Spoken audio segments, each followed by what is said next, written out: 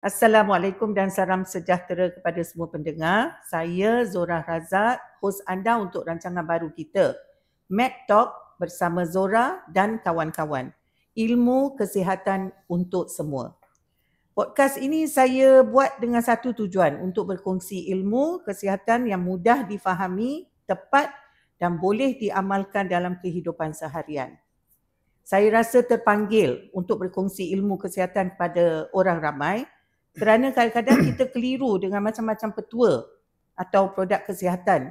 Jadi di sini kita akan bincangkan bersama pakar-pakar yang berpengalaman. Saya percaya bila kita ada ilmu yang betul, kita boleh buat keputusan yang lebih baik untuk diri sendiri dan juga untuk keluarga. Okey, dalam episod pertama kita ini, kita akan mulakan dengan topik yang sangat dekat dengan semua orang. Saya rasa semua topik pun sangat dekat kepada semua orang. Tapi hari ini tentang penjagaan luka. Okey, luka kecil, luka terbakar ataupun luka akibat penyakit kronik. Okey, semua orang mesti pernah mengalami atau mungkin mengalaminya. Dan untuk itu saya sangat berbesar hati kerana bersama saya hari ini ialah seorang pakar dalam bidang luka, iaitu Dr. Jazli bin Johari. Okey, kita sama-sama akan kupas mitos, fakta dan cara terbaik untuk merawat luka dengan selamat. Jadi teruskan bersama kami, okey? Okey, Dr. Jazli Johari, seorang pakar penjagaan luka dengan pengalaman lebih 14 tahun. Beliau pernah menjadi ketua unit penjagaan luka di Hospital Shah Alam dan kini aktif berkongsi ilmu tentang rawatan luka moden serta penjagaan yang betul. Selamat datang Dr. Jazli. Ya, terima kasih Puan Zora. Okey, so sekarang ramai orang, Dr. Jazli, pernah alami luka kecil dekat rumah. Contoh kalau kita tengah buat masak kat dapur, terhiris masa potong bawang, ataupun anak-anak kita jatuh basikal, terbakar kena minyak panas. Tapi ramai juga yang tak tahu cara nak merawat luka dengan betul. Okay? Jadi hari ini bersama Dr. Jazli, kita nak kongsi ilmu supaya semua orang tahu apa yang mereka perlu tahulah. Okey. Jadi soalan pertama saya mulakan Dr. Jazli? Okey, boleh. Alright.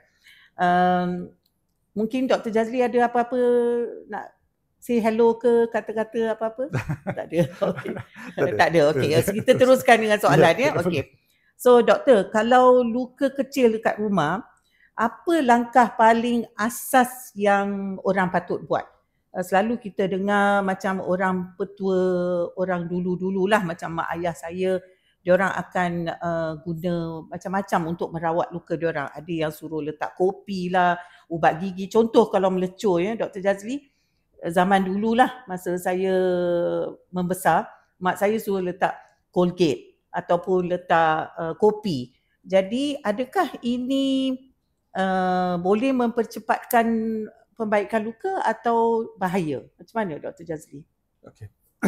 Bismillahirrahmanirrahim. Untuk first aid, kalau ada terjadi luka, secara asasnya ada beberapa perkara dan benda yang perlu dilakukan. Yang pertama sekali adalah pastikan kalau sekiranya ada pendarahan, berhentikan pendarahan tu. Itu yang pertama sekali. Okey.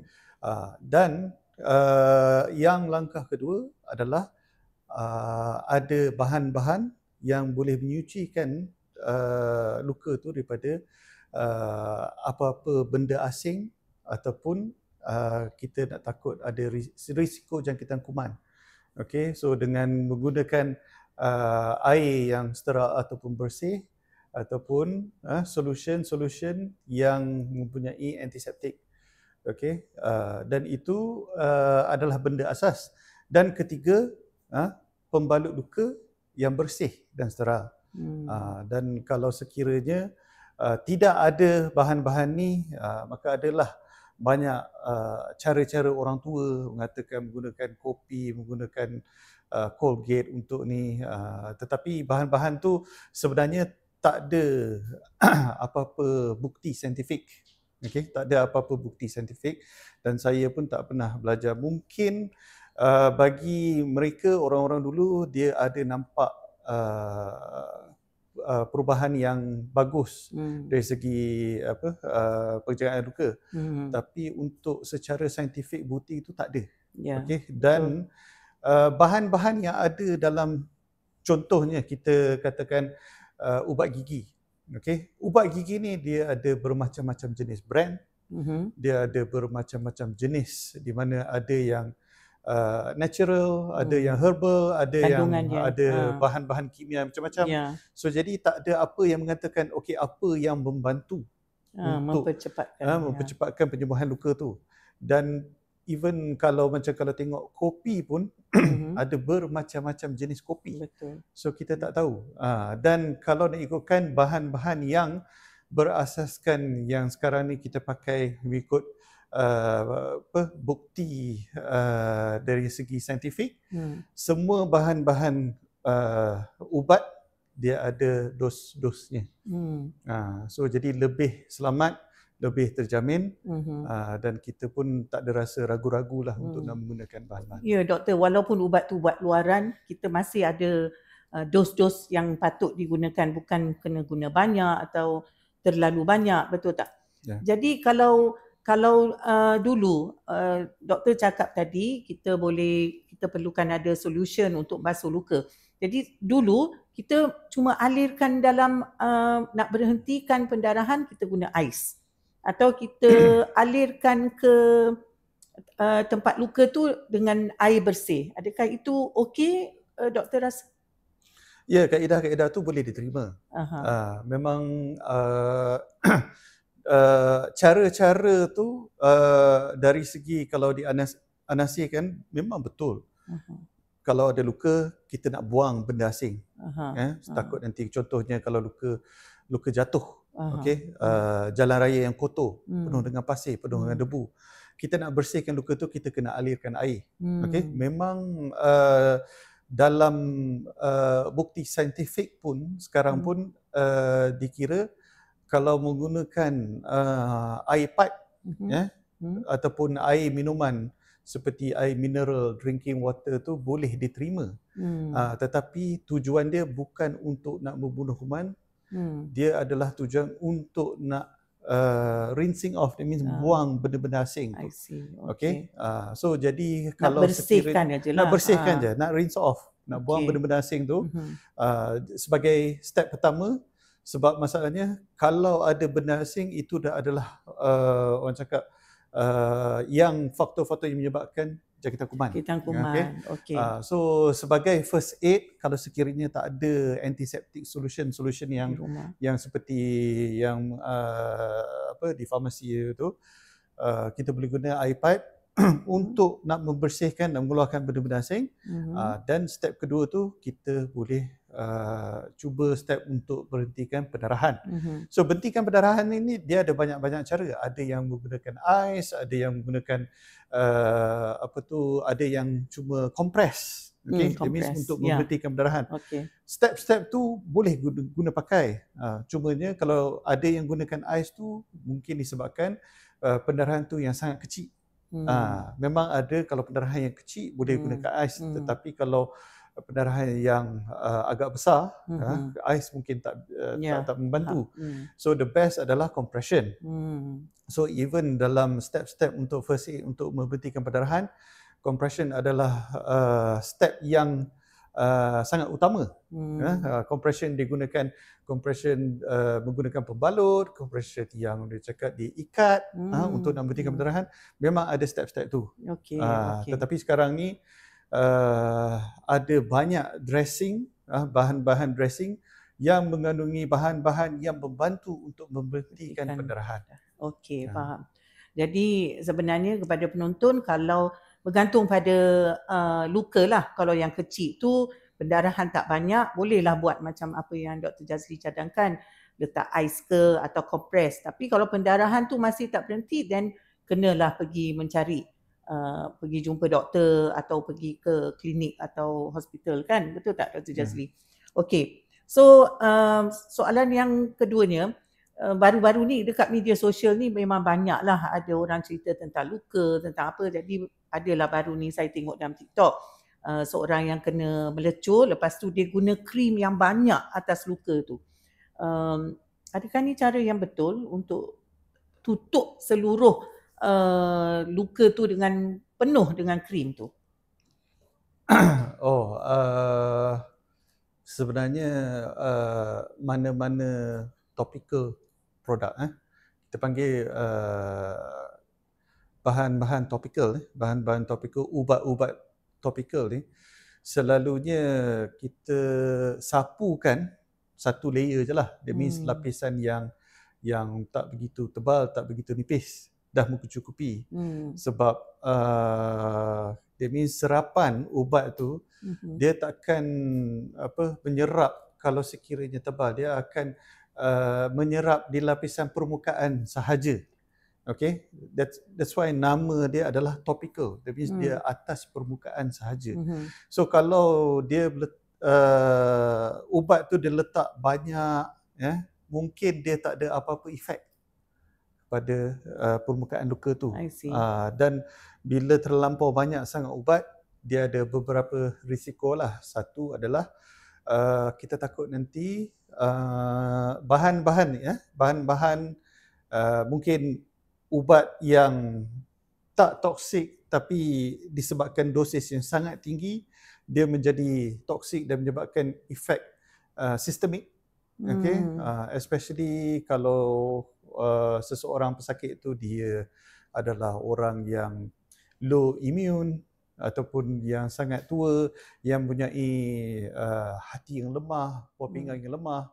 Lepas tu kanak-kanak yang bawah umur kecil, kalau terlampau banyak sangat ubat nanti takut nanti absorption, serapan bahan kimia ataupun bahan ubat tu terlampau tinggi, yang menyebabkan ada kesan sampingan. So itu yang kita takut. Jadi dia macam backfire lah. Kita takut yang tu lah. So memang kalau apa-apa topical produk macam mana pun, hanya satu lapisan yang tak nipis dan tak tebal yang digunakan, dan digalakkan untuk kalau sekiranya kalau nak buat setiap kali dressing, kena bersihkan lapisan yang kita sapu tu dan gantikan dengan lapisan yang baru, supaya apa-apa ubat dia akan ada degradation dia. So macam istilah kalau makan biar lama-lama dia akan basi. Betul. Mayat lama-lama dia akan jadi bangkai. Betul. So sama juga macam kita panggil ni residual topical. So residual topical ni, ubat apa-apa antibiotik ke antimikrobial dia ada half life dia. Dia mesti ada had dia di mana dia akan, setiap ubat tu dia ada masa dia, dan lepas pada masa tu dia kemungkinan dia akan jadi bahan infection ataupun makan, dia akan jadi makanan untuk bakteria. So sebab itulah kita tak galakkan sapu banyak-banyak, lepas tu biar lama-lama. Lepas tu kita takut nanti ada kesan sampingan, dan benda tu lama-lama dia akan jadi bahan infection, bahan pemakanan untuk bakteria.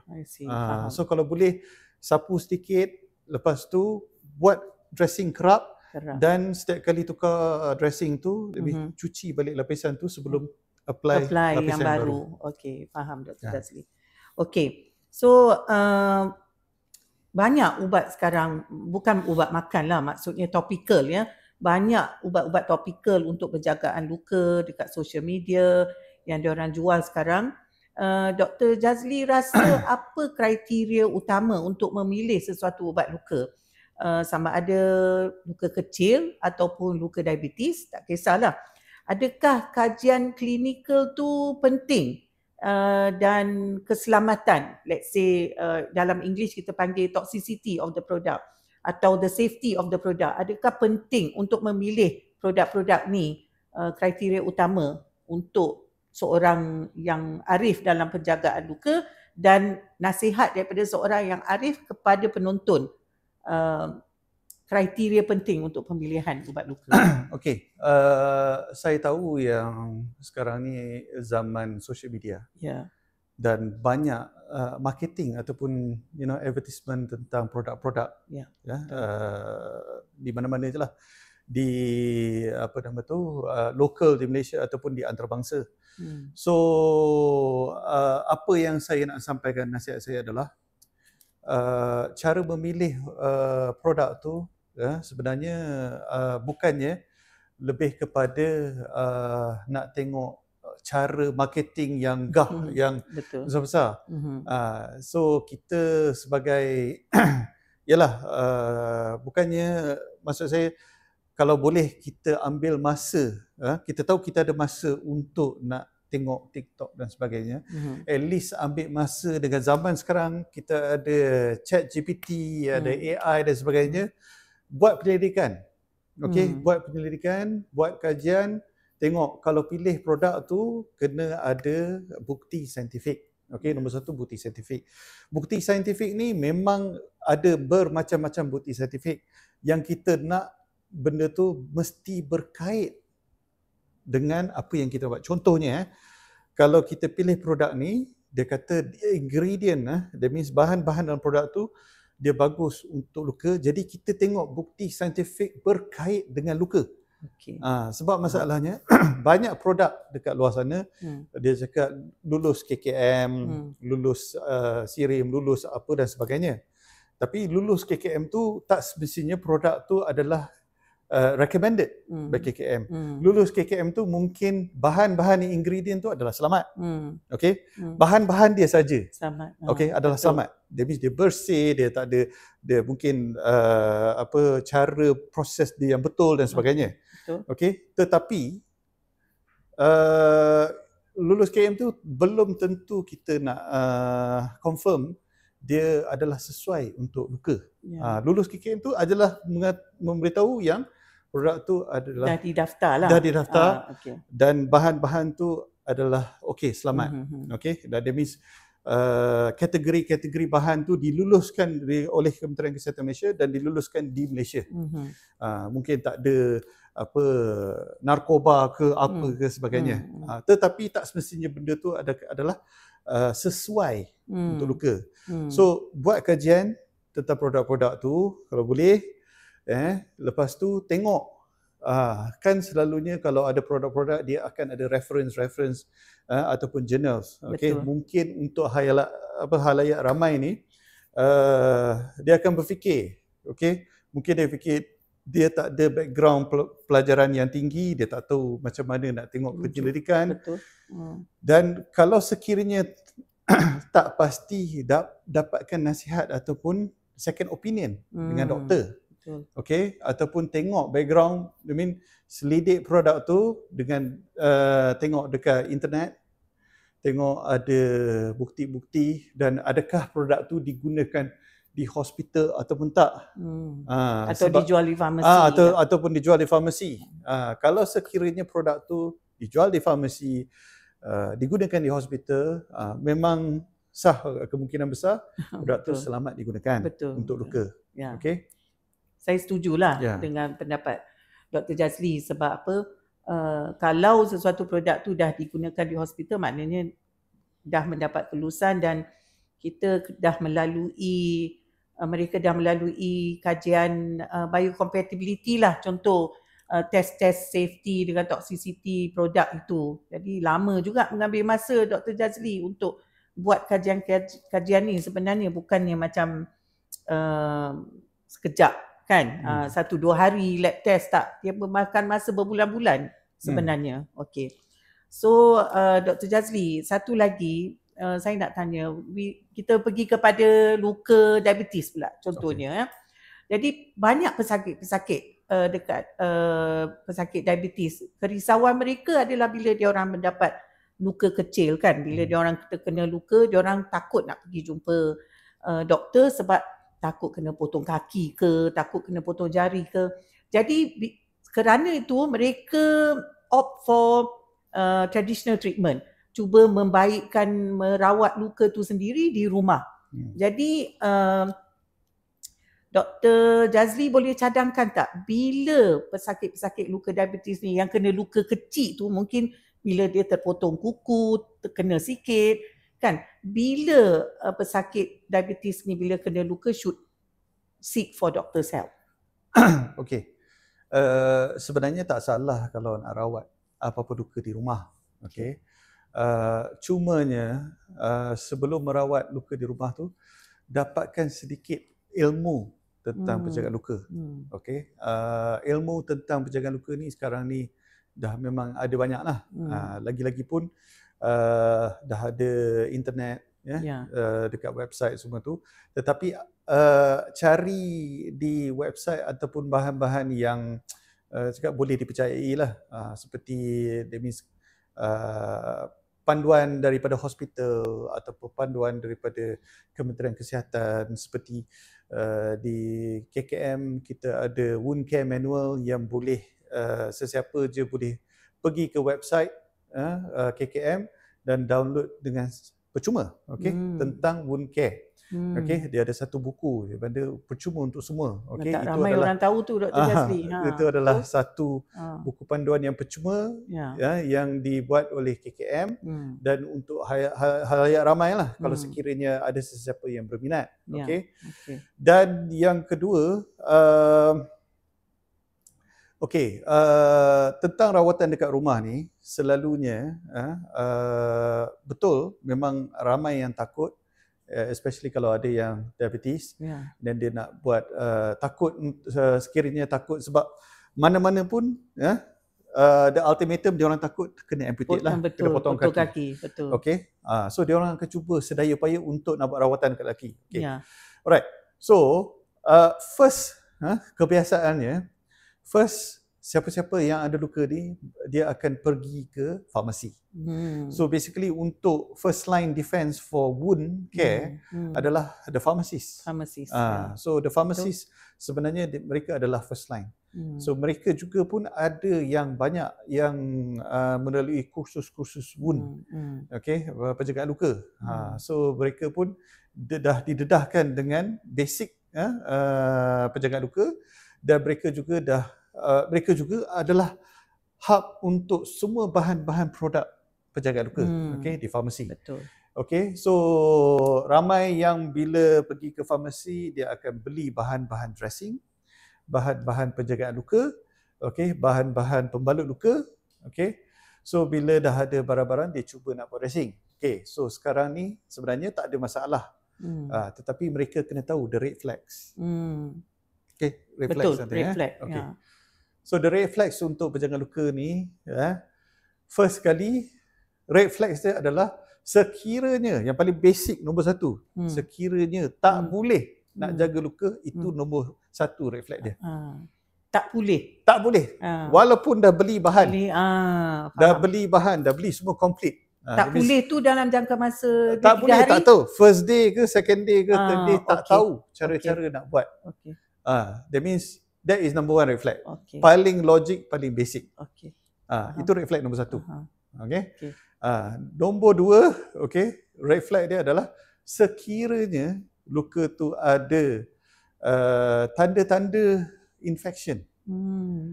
Tanda-tanda infection. Macam kuning? Macam sekiranya kalau luka tu dia ada kemerah-merahan. Surrounding kawasan luka tu dia merah-merah dan sakit. Lepas tu ada keluar nanah. Dan pesakit sendiri ada rasa demam.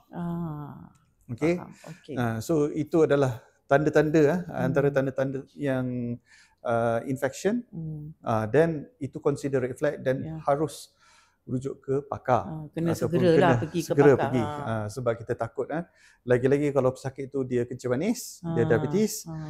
Memang kes diabetes kalau ada luka ni memang betul, tak salah kalau nak cakap dia takut, sebab memang kes-kes diabetes ni sebab dia punya kadar infection tu berebak adalah sangat luar biasa. Sangat cepat sekali. So kalau lambat, because of the condition of the patient. Betul. So kalau ada kes-kes macam ni, kalau ada tanda-tanda infection, kena pergi. Betul. Alright. So itulah reflect. So demam, nanah, merah, lepas tu ada keluar, ada sakit, tu semua tanda-tanda yang red flag lah. Jadi pesakit kena cepat. Mungkin luka tu nampak kecil pada mata kasar kita, tapi sebenarnya mungkin di dalam ya Dr. Jazli, makin dalam kan. So pengalaman saya sendiri, Dr. Jazli pun tahu, abang saya sendiri pun macam mana dia kena amputate juga kan kaki dia. So Dan terakhir, kalau sekiranya walaupun tak ada tanda-tanda refleks tanda-tanda infection, kalau sekiranya luka tu dia tak progress, that means dah cuba dengan segala dressing yang dah dibeli, dah buat dressing tu setiap hari mengikut apa-apa yang nasihati daripada farmasi dan sebagainya, dia ikut di product description pun, tapi luka tu dia masih tak sembuh, tak sembuh, dia tak mengecil, dan itu juga adalah red flag lah. Red flag untuk rujuk ke doktor. Pakar. Doktor hospital lah. Okey Dr. Jazli. So daripada situ kita tahulah pentingnya jangan ambil remeh lah. Pergi seperti mana Dr. Jazli nasihatkan, apa dia red flag, macam mana progress. Dan anak-anak pun, katakan mak ayah kita atau sesiapa, anak-anak boleh mainkan peranan yang penting juga. Betul tak Dr. Jazli? Untuk buat kajian tentang produk yang nak pilih, macam mana progres luka, minta nasihat farmasis ataupun rujuk kepada hospital supaya luka tu tak melarat lah ya. Okey, so Dr. Jazli, kita balik semula kepada penjagaan luka ke rumah pula. Jadi Dr. Jazli rasa penting tak untuk ada first aid kat rumah ni? Sebab untuk merawat luka-luka kecil macam jatuh luka atau kadang-kadang melecur bila masak kan. Sebab kalau honestly lah, sejujurnya kalau tanya ramai di luar sana, ramai yang tak ada first aid kit dekat rumah. Adakah cukup ada plaster kat rumah ke, ataupun perlu ada macam gel atau sesuatu? Biasanya first aid ni untuk luka lah, yang lain macam Panadol ke apa tu semua biasalah kan. First aid ni, apa pendapat Dr. Jazli?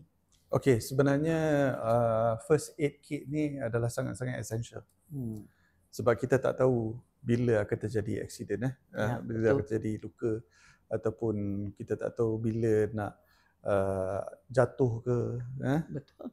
So bila benda tu dah jadi, baru nak teringat baru nak cari first aid kit. Betul. Okey, first aid kit ni adalah penting. Sebab kita nak elakkan guna bahan-bahan yang tadi Puan ceritakan lah. Bahan-bahan tradisional, guna kopi, guna Colgate, yang kita tak tahu isi kandungan bahan-bahan tu, produk-produk tu adakah selamat ataupun tidak. Betul. Okey, mungkin ada yang okey, tapi kita takut nanti dia akan menyebabkan jangkitan kuman kepada luka tu. Dan mungkin kita takut nanti dia juga akan menyebabkan kesan sampingan kepada pesakit ataupun yang siapa-siapa yang pakai itulah. Sebab kadang-kadang kita tak tahu yang jadi korban tu, kita tak tahu orang tu budak-budak, bayi, orang tua. Betul. Dan kita guna bahan-bahan yang kita tak tahu isi kandungan tu. So jadi lebih bagus ada first aid kit. Dan dalam first aid kit ni, bukannya ada plaster kecil, dia sebenarnya ada beberapa bahan yang sepatutnya ada, wajib lah kena ada dekat dalam first aid kit. Okey. Yang penting adalah macam saya beritahu tadi, benda-benda yang untuk memberhentikan pendarahan. Okay, that means boleh memberhentikan pendarahan menggunakan gauze, lepas tu plaster dan sebagainya, pembalut luka yang bersih, okay. Dan yang ketiga adalah bahan-bahan untuk nak cuci luka tu. Okay, dia boleh as simple as normal saline ataupun antiseptic solution. Okay. So tak lupa juga apa yang saya nak nasihatkan juga, jangan stop dekat first aid kit sahaja. Sebab first aid kit ni dia hanya untuk first time kena luka tu. That means kalau bila terjadinya luka tu, you boleh pakai first aid kit. Tapi lepas pada tu mungkin bahan-bahan first aid kit ni tak mencukupi. Sebab masalahnya first aid kit ni dia kotak kecil je. Kotak kecil. Dan kadang-kadang dalam tu bahan-bahan dia tak banyak. Okay. Dan selalunya even sekarang ni dah jadi trending. Even kita dah propose dekat banyak-banyak institusi di mana kita introduce wound care kit. That means daripada first aid kit, sebab akan ada rawatan susulan. Bila rawatan susulan, sebab luka ni dia kena cuci. Kerap. Mungkin setiap hari, mungkin setiap 2 hari terpulang. Okay. So kalau dah ada first aid kit, kena ada juga wound care kit. Wound care kit. Okay. Ya. Untuk antiseptiknya dan ubat untuk memberhentikan pendarahan dan baikkan luka sekali. Ya. Okay. Alright. So, soalan akhir lah, last but not least lah. A take home message, Dr. Jazli, kepada penonton untuk this whole program that we have. So, what will be your take home message to the people out there? Okay. Take home message adalah awareness tentang luka ni masih lemah. Dan saya syorkan kepada semua untuk at least take time untuk belajar tentang penjagaan luka yang moden. So penjagaan luka yang moden tu berbeza dengan penjagaan luka yang kita tengok selama ni kita tahu kita panggil konvensional ataupun tradisional. So method-method sebelum ni adalah hanya fokus pada luka sahaja, which is wrong. Okay. So modern wound care adalah di mana penjagaan luka tu sebenarnya dia kena fokus lebih kepada holistic dan patient centered.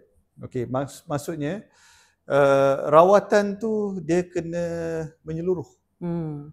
Dia bukan saja bergantung kepada luka dan bahan-bahan dressing untuk luka. Okay. Dia juga bergantung dengan well-being seseorang tu.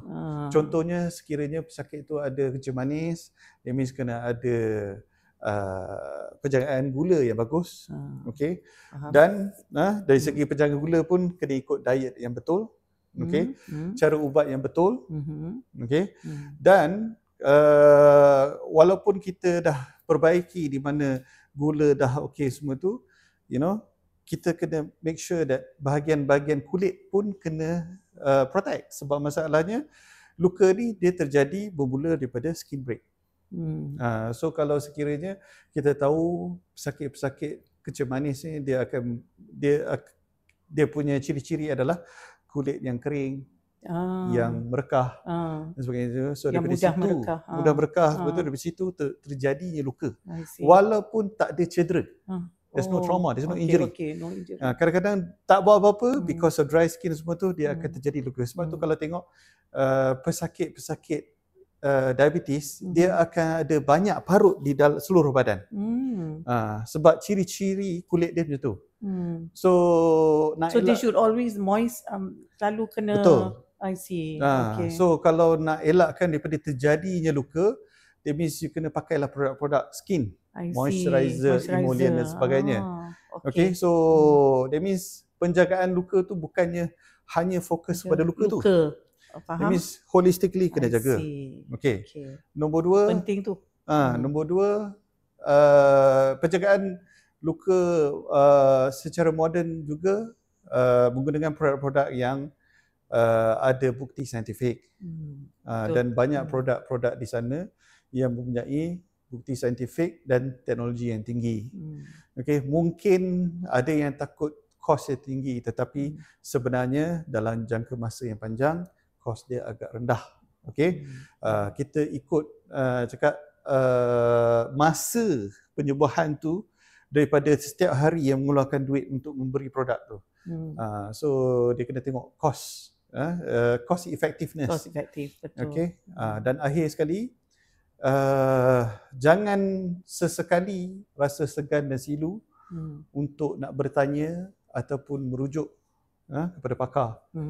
Sebab kalau sekiranya ada tanda-tanda red flags yang macam kita bincang tadi, dan dengan segera pergi jumpa hospital. Jangan rasa takut nak kena amputate dan sebagainya. Sebab kalau ada perasaan takut tu, sebenarnya itu adalah red flag yang sangat-sangat tinggi. Okey. So itulah pesanan saya untuk hari ini. Okey. Terima kasih Dr. Jazli. Okey, jadi apa yang saya boleh cakap adalah penting ya untuk penonton, untuk pesakit di luar sana atau sesiapa yang your immediate family yang ada masalah, jangan lupa macam apa Dr. Jazli cakap, ada manual di KKM yang boleh kita download untuk melihat macam mana cara-cara penjagaan luka. Lepas tu red flagnya kita kena tengok juga macam Dr. Jazli rumuskan tadi, tengok apa kriteria-kriteria, dan untuk penjagaan luka bagi pesakit diabetes ni adalah holistik ya, bukan setakat menyembuhkan luka tapi keseluruhan pesakit tu. Maknanya kena keep your body moist, and then gula kena jaga, semua itulah. Okey, so jadi hari ni ya, alhamdulillah kita belajar daripada Dr. Jazli tentang cara merawat luka dengan betul. Dan bila kita perlu jumpa doktor tanpa segan silu. Okay. So terima kasih Dr. Jazli, saya ucapkan sebab berkongsi ilmu kepada kita semua, dan kepada semua yang sudi mendengar.